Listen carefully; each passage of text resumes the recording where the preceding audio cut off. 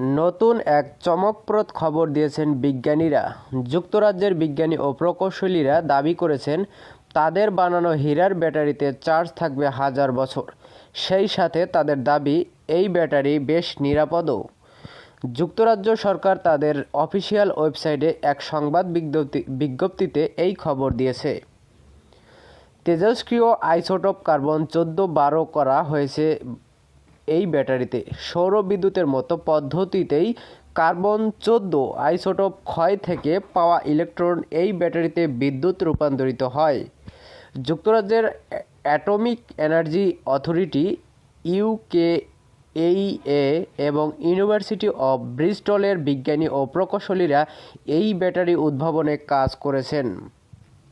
Pacemaker, hearing aid, শ্রবণ সহায়ক ও চোখের ইমপ্ল্যান্ট এই ব্যাটারি ব্যবহার করা যাবে।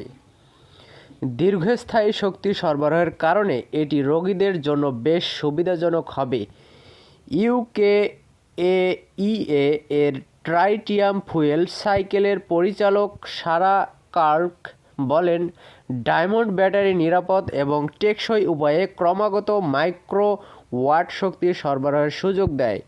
এটি একটি উদীয়মান প্রযুক্তি, যেখানে কার্বন 14 এর ক্ষুদ্র পরিমাণ একটি কৃত্রিম ডায়মন্ডে সুরক্ষিতভাবে সংযুক্ত করা হয়। কার্বন 14 ডায়মন্ড ব্যাটারি কার্বন 14 এর তেজস্ক্রিয় শক্তি ক্ষয়ের মাধ্যমে শক্তি উৎপন্ন করে। এই আইসোটোপের অর্ধায়ু 5700 বছর, যা এর দীর্ঘস্থায়িত্বের মূল কারণ। এটি কার্যকরভাবে সৌর প্যানেলের মতো কাজ করে, তবে আলোর কণা ফোটন ব্যবহার না করে ডায়মন্ড কাঠামোর ভেতরে থাকা দ্রুত গতির ইলেকট্রন সংগ্রহ করে বিদ্যুতে রূপান্তরিত হয়।